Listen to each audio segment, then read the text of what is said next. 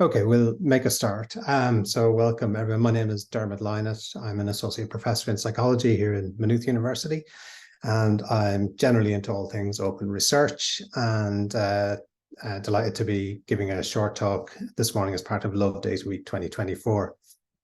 Before I get into talking about surveys, I just encountered a story that I thought fit very well with love data, except that it's the opposite of loving data, whatever that might be. There was a story that emerged this week of an economist who was published a paper on green innovation in a high impact journal. And then when a PhD student was trying to replicate his findings, he noticed some oddities about the data. And when he was communicating with the economist, it transpired that the panel data that the economist was using was for many countries over several years. But of course, there was missing data for some years in some countries. And what the economist had done was basically use the Excel autocomplete function to add in any missing values and then just ran his analysis on that data. So I think he was not showing due respect to the data in this case, and yeah, the opposite of loving the data. And in honor of it being Valentine's Day, I wrote a short love poem in honor of this researcher. It's roses are red, missing data is fine, just Excel autofill and publication is mine. Okay, you're very welcome. I can hear the Booker Awards team on the phone already. But today I'm going to talk about our surveys and how they're an amazing tool when they work and when you can trust the data. And I'm going to talk about two surveys, one that I was part of, and then one that some colleagues in Liverpool University were part of. And we ended up chatting via some direct messages over Twitter, and we know some very similar patterns that we were getting in our surveys. And I'm just going to highlight some of the things that we observed and then make some suggestions for how you can kind of secure your surveys and ensure that you're getting high quality data. And hopefully these solutions will be of some use to you. So surveys are an absolutely amazing tool. When they work, they can be really cost effective, efficient, allowing you to reach populations that you might not otherwise be able to reach.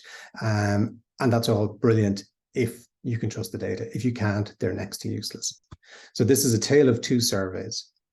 And the first one was one that I was leading on, and it was a survey of open research practices in psychology in UK and Ireland. And our target was to reach about 2,000 participants, which was going to be challenging, we knew.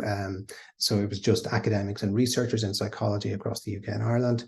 And we decided we would do direct emailing. So we collated a massive list of about 10,000 email addresses of researchers in the UK and Ireland and sent emails directly via Qualtrics survey platform to them. We found our response rate was very slow, and we decided we would take a punt on sharing it via social media. And we were slightly wary of this because we knew people had some issues with their surveys being affected or polluted by unreliable responders. And so we were a bit wary of this, and we took some precautions. But anyway, we proceeded, and suddenly the responses started to flow in, and we basically reached over 2,300 responses within a few weeks on schedule. So that was great for us. My colleagues in Liverpool were doing a survey on cooperation between emergency services. So this is a much narrower pool of people and quite difficult to reach kind of specialist audiences like this. But they figured they would share via social media and hope that it would snowball out to people who this was relevant to. And their responses flowed in. So they were very happy about this. And at this point, our survey had been running a while, and I had been looking at the data, and I noticed some strange patterns in the data, and I flagged this up to Nikki Power, who's the researcher in Liverpool. So when Nikki looked at the data, they found that first, once they shared their survey, responses were coming in very, very quickly. So this was surprising because it's quite a hard to reach audience, and that immediately raised suspicions. And what they found then was that when they scanned the responses, they were getting strange patterns, like a huge overrepresentation of nurses selected as a profession. So you would expect some nurses in this responses, but you would expect a good smattering of police, fire services, paramedics, and so on. But they had like a huge proportion were nurses. So that was quite odd. Then they also noticed this was a very qualitative oriented survey, so lots of open text responses for people to flesh out their answers. And people were asked about, what's great about interoperability between the emergency services in the UK. And one response they saw was, could strengthen cooperation and communication, promote cooperation and exchange among institutions to share best practices and experiences to enhance interoperability training. Sounds a bit convoluted, but you might go, okay, that seems reasonable. Except when they looked over the whole sample of responses, that exact phrasing occurred in more than 10 different participants. So immediately that was obviously highly suspicious. They also found then that there were inconsistent responses over the course of the survey. So for one participant, for one question, they might say, I'm a paramedic, blah, blah, blah, blah, blah. And then a few questions later it'd say, as a police officer, blah, blah, blah, blah, blah. So totally inconsistent. They can't be both at the same time. So once you spot this, you've got a problem with at least that participant. We saw very similar things with our open research survey, which was simply asking people about their awareness of open research practices and their desire for future training and what they would like to learn. And we saw some very interesting things. So one thing about our survey was that we only wanted respondents from the UK and Ireland.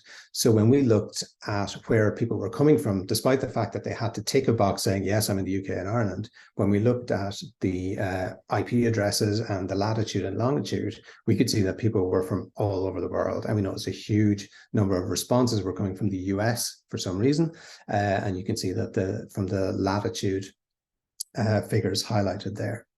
Another thing we noticed was that there were tranches of responses starting at the exact same time, and then that they were all completed within a very similar time frame, so within seconds of each other. So these ones here are highlighted in orange, all start at 23:41 on the same date in June.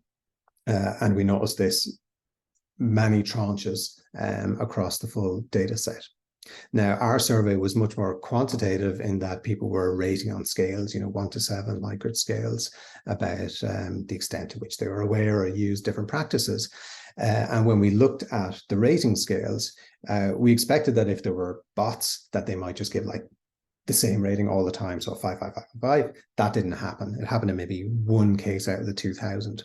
But we did notice differences between what were verified human responses and non-verified human responses. So if you see this list of responses on the left-hand side is from a human, and it's not random, but it's up and down and all over the place. But compare that to the one on the right from what we determined to be a bot or a non-valid responder. It's not all identical responses, but they're all within a very narrow range. And when you look at calculate the variance or the standard deviation, these responses seem to be much lower than the genuine human responses.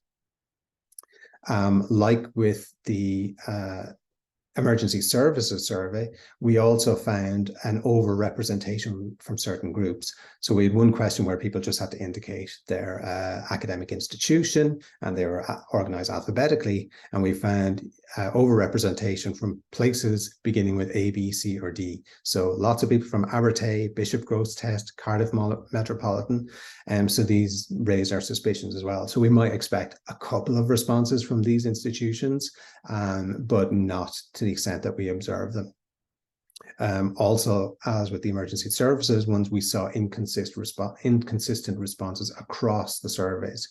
So, for example, you would have someone ticking the box that they're a PhD student, and then later on ticking a box saying that they're a member of senior university management. So you cannot be both things at the same time. We also found duplication of responses in the open text responses. So it might look reasonable if you saw it once. So for example, someone saying open research is great because of interdisciplinary collaboration. Open research encourages collaboration between experts and researchers from different fields. This cross-cutting collaboration can lead to new ways of thinking and approaches that facilitate innovation. Great, except that occurred about a dozen times identically from different participants. So again, we knew there was a problem there. So overall for the Open Research Survey, we started out with a data set of about 2,366 respondents. And there's always going to be attrition at different stages of the survey, which is fine. People don't complete for various reasons.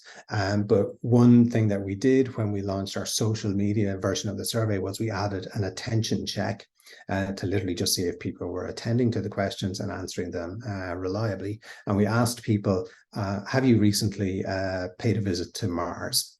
And we labeled the question, we said, this is an attention check. So we weren't trying to fool people, we just wanted to see, are you reading the questions rather than just clicking randomly? And about, over 400 respondents did not answer that correctly. So they claimed they had recently been to Mars, which is probably not true. So you could eliminate those easily, but probably what's happening is there that the bots are simply clicking randomly. And so some of them will get through this check, but a lot of them won't. And then when we looked at, even after excluding all of these who failed our attention check, we noticed another 600 plus suspicious responders, combining all of the issues that I highlighted previously. So when we looked overall at the emergency services data, about 95% of responses were deemed suspicious or fraudulent, and only about 5% valid responses. And the number of valid responses is probably what you would expect for trying to survey a hard-to-reach population like emergency services. For the Open Research Survey, so we had our two versions of the survey. We had the direct email version, which we sent to people with their personal email addresses or work email addresses. And then we had the social media version. So they were exact mirrors, except the social media had the additional Mars attention check. For the social media one, we found, about 90% of the responses were suspicious or fraudulent or bots, and a very small proportion we considered valid. Whereas the direct emailing, we had 0 or next to 0 deemed suspicious. So emailing people directly was really clearly a way that we could avoid these kind of suspicious responders. When we were looking at this, the patterns across both surveys, we were wondering, is this just because people are targeting psychology surveys? And we found that it's not the case, that actually this is a much more widespread problem. And we encountered a paper that looked at 2 beekeeping surveys in the US, and they had one where people could enter into a raffle if they completed the survey, and that was survey 1. And then survey 2 was people would receive like a $20 Amazon voucher or something like this. For the one where they got the payment of the Amazon voucher, 90% plus were fraudulent responses. And for the raffle one, it was 70% plus were fraudulent responses. So it's not just psychology. And in this paper by Goodrich and colleagues, they highlight that this seems to be occurring very widely across the spectrum of disciplines. So what can you do? Well, there are a few things that you can do to protect yourself in advance. So the first is in thinking about the distribution of your survey. So don't share direct links to the survey publicly. If you can contact people directly, that's preferable. Depending on your resources and the kind of people you want to contact and survey, if you can implement some participant verification procedures, that would be great. So this could be double checking emails, sending links to emails, letting people contact you first, then sending them the email. In some cases, people have done video call checks. So they would say, okay, if you want to take part in this survey, I'll call you on Zoom or Teams for 2 minutes, verify your identity, and then you can go and do the survey. And then you can be paid or be entered into the raffle or whatever. And if people are interested in survey, they are willing to go through this. And once you set up a kind of a workflow, it can be pretty rapid to get through this. It might not be feasible if you want to survey thousands of people, but if you're surveying smaller groups, that can be really beneficial. You can also have things like in-survey checks, like the attention checks that I mentioned, and you can use CAPTCHAs, like the I am not a robot image there. I don't think CAPTCHAs are a long-term solution. There was a paper recently showing that bots could outperform humans on most CAPTCHA checks. So I wouldn't rely overly on CAPTCHAs. They can be an added filter, but they won't be 100% reliable. When it comes to looking at the data then, you've got to look at it holistically. You can't just look at individual responses or individual participants. You've got to take the whole data set into consideration, because you'll only see some patterns by looking across a participant. So seeing if there are inconsistent responses within a single participant, and also looking at across participants. That's the only way you're going to see if you have tranches of responses occurring at the same time, if you've got duplicate responses happening. You can't see that if you're just looking and treating responses in isolation. Even if you're doing purely quantitative surveys, I would strongly advise including some qualitative or open text responses, even at the end of your survey, having any further comments kind of box, because it becomes much more apparent with text responses where might be using something like ChatGPT, or they're non-native speakers where you need native speakers to take part, if that's part of your criteria. Another area where we observed issues was at the end of our survey, people were bounced out where they could enter their email address if they wanted to be put into a draw. And we saw email addresses of this kind of format: first name, some random letters, surname, random numbers and letters at gmail.com. And there were literally hundreds of these over and over again. And so these were considered red flags as well, and we tag these as not reliable. And the other thing is that any one of these flags might not be justification for excluding a set of responses, but when you see them in combination, and most of them did occur in combination, so you would get outside of UK and Ireland responses, you would get part of a tranche of responses, you would get coming from institutions like Abertay or Bishop Gross Test, and they would all occur together. So once we decided a cutoff was if we got 2 or more, we would consider that fraudulent and exclude it from our analysis. So in general, you need to be very careful if you're recruiting via public-facing social media. You definitely don't want to allow kind of auto payment of participants. You need to have some verification checks prior to this.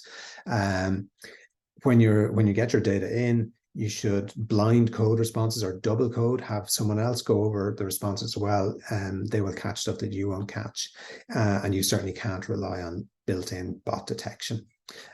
So that's kind of my general advice, what we experienced and our take-home messages. I think none of these individual things are going to be foolproof, but basically each one will filter out some proportion of bots or fraudulent responses, and leaving you with higher validity data in the end. So we wrote up our experience, how we learned to battle the bots on this issue of The Psychologist, which you can see online. And if you want to see some further reading, there's a paper by Goodrich that talks about how they dealt with bots for their beekeeping surveys, and then our survey paper on the Open Research Survey. And I'll say thank you, and I'll stop there, and I'd love to hear any of your questions.